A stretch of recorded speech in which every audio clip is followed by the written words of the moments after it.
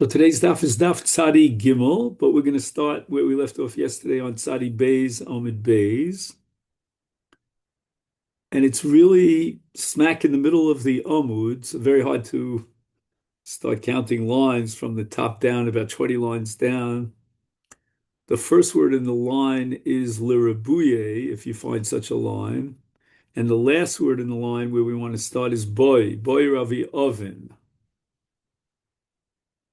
And we're going to see two svekos, two questions about which Rabbi Oven asked.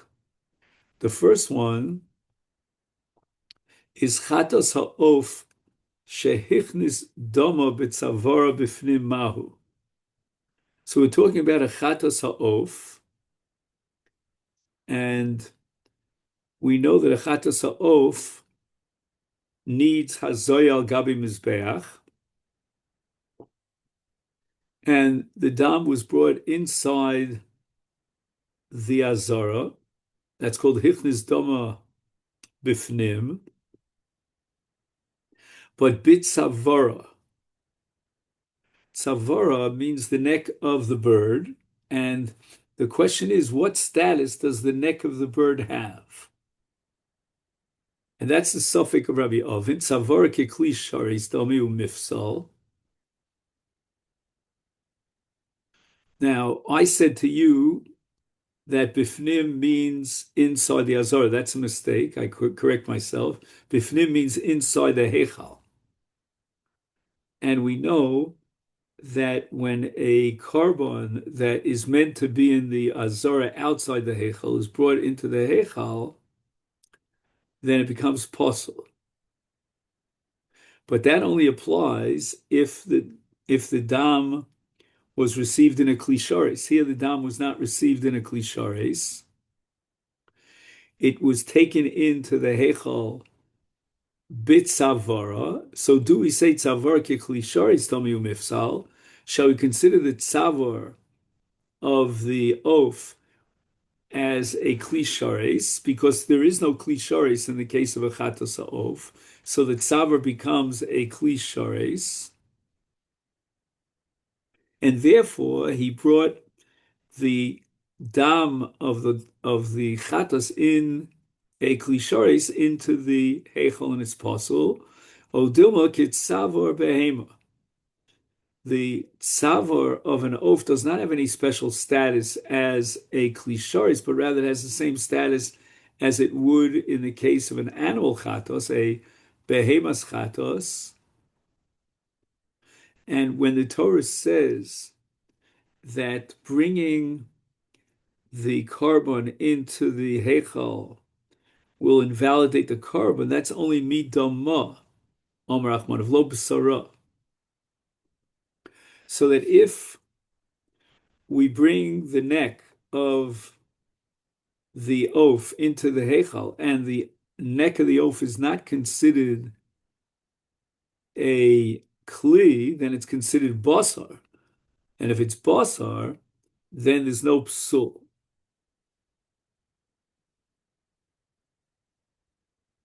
Tashma, let's resolve this question. Pirkasa v'nichnasa lefnim v'chazra. If after the malika, when the bird is sort of jumping around, and then you bring it into the heichal, and then you bring it out again into the azara kshera. And why is that? Apparently, since the animal jumped on its own with convulsions, so it entered into the heichal on its own, we didn't bring it into the heichal, therefore it's kosher.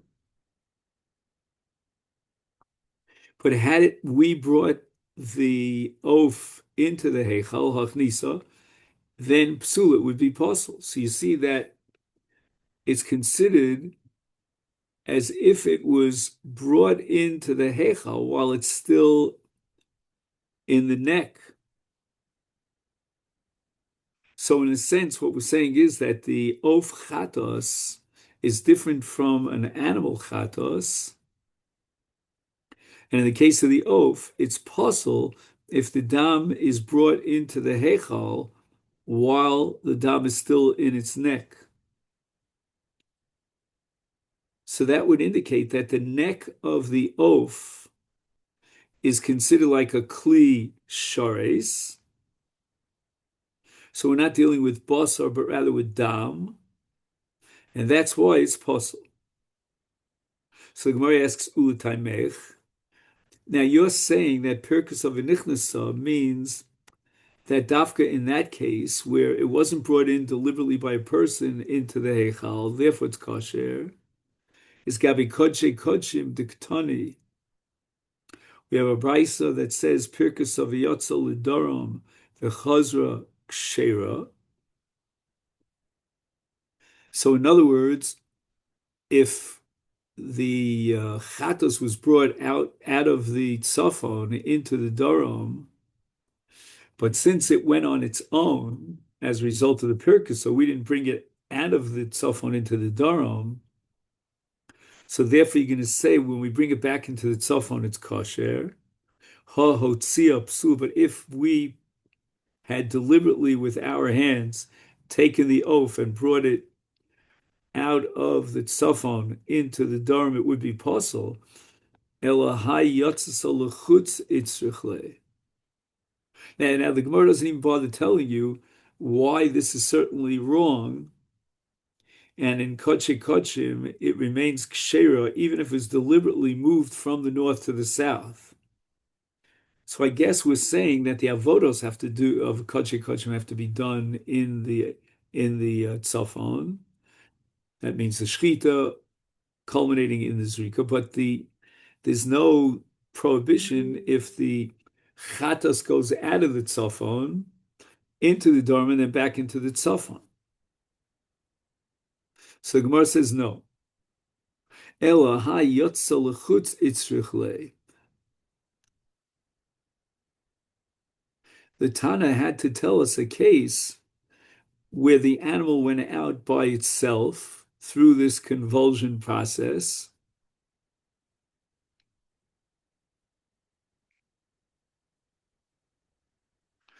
And apparently that's a big chiddush, that if it went out of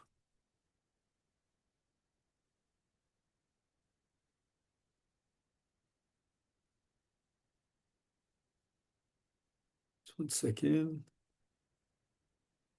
Just want to get the Metzias here.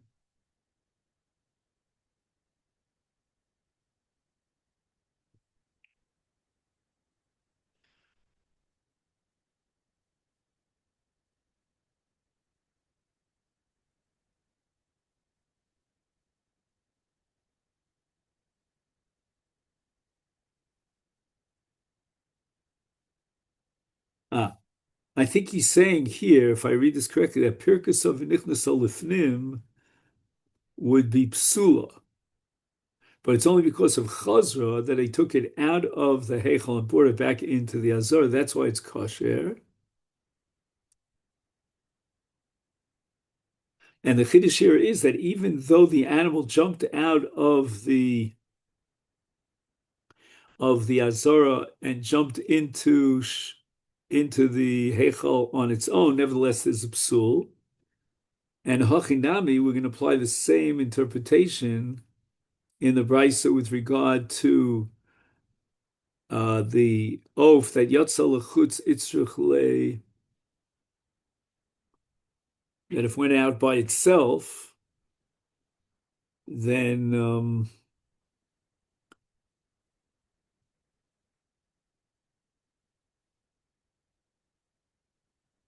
just 1 second. Again, Yotza Lechutz Itzrich Le. Sorry, it's living animal. It's like quite. So time to use the case of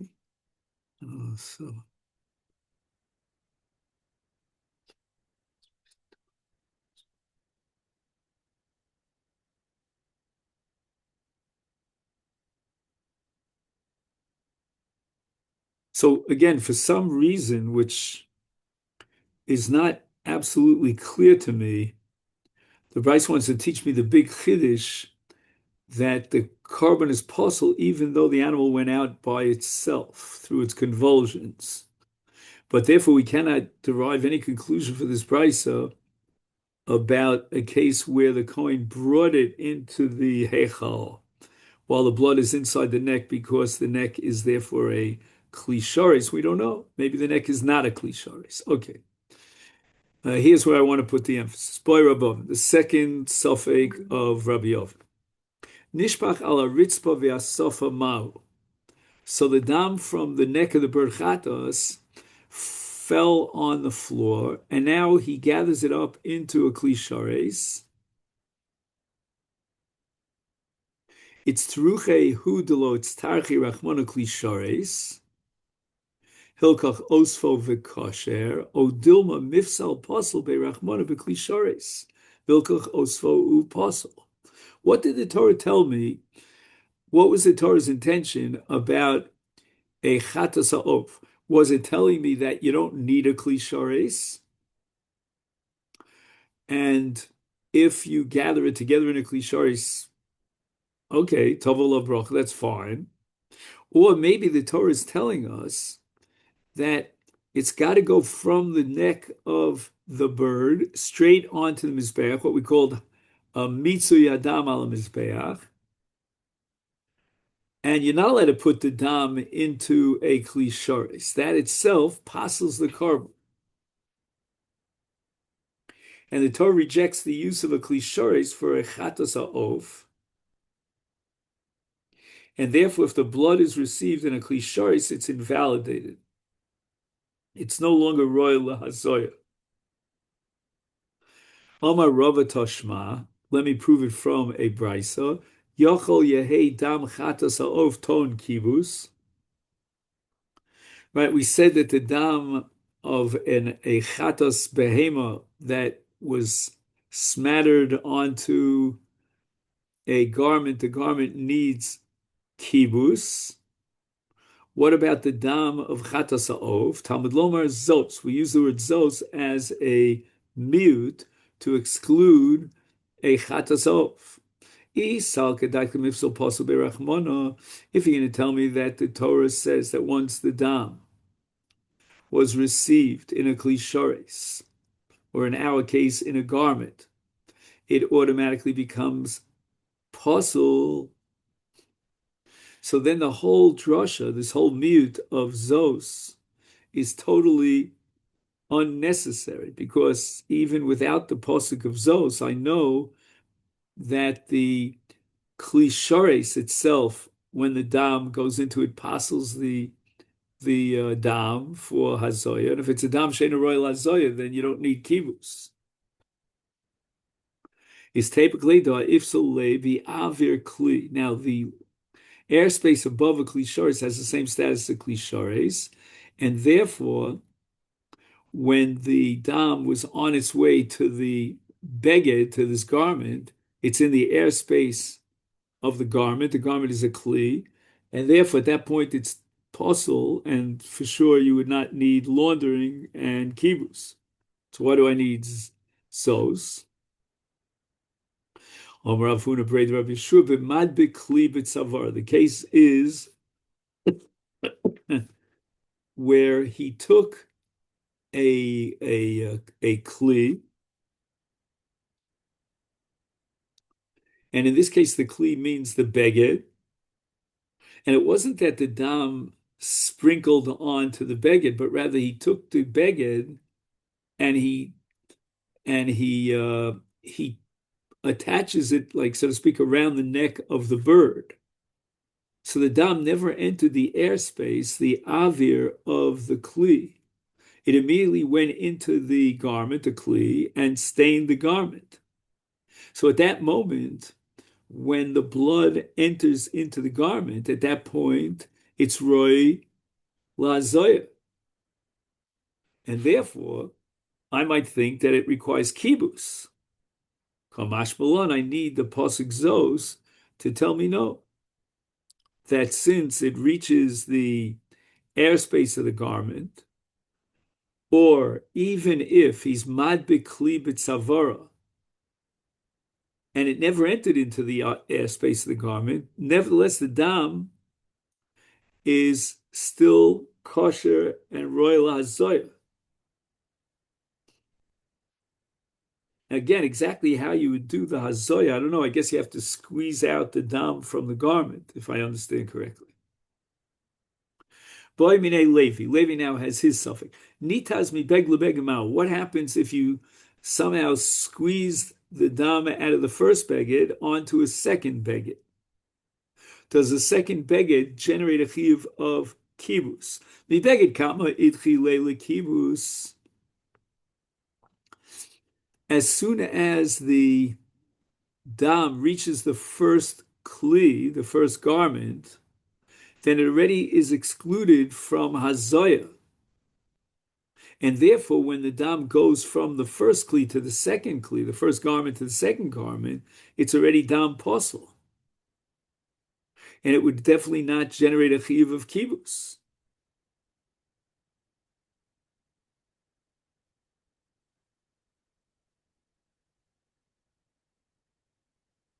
Oh, dilma lo, or should we say no? That even the blood, the dam, that's absorbed into the first garment is still at that point roy lahazoy al gabi mizbeach.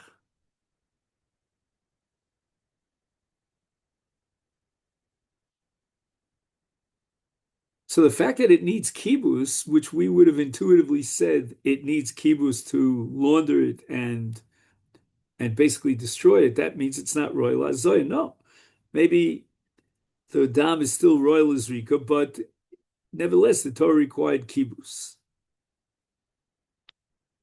Amalei. So Rebbe responded to Levi. Zu Sheila, excellent question. But ton kibus mimanavshach. The second beged requires kibus, no matter how you cut the cake. Why? I osvo v'kosher. If you could somehow remove the dam from the first garment and it's still roy lahazoya, if we go with that possible halachic principle, hakosher. So then obviously you could take the dam from garment A and it's royal hazoya on the mizbeach. The also possible, but if you're going to tell me no, that when the Torah requires kibus, it's because the dam is possible and get rid of the dam. But nevertheless, I know it could be kibus sphere. Le diomar hoiselo shasa kosher v'nifsala dama ton kibus. Rabbi Akiva argues against our Mishnah, and he holds that if this dam at one point in time was valid for hazoya, then it generates a chiyuv kibus.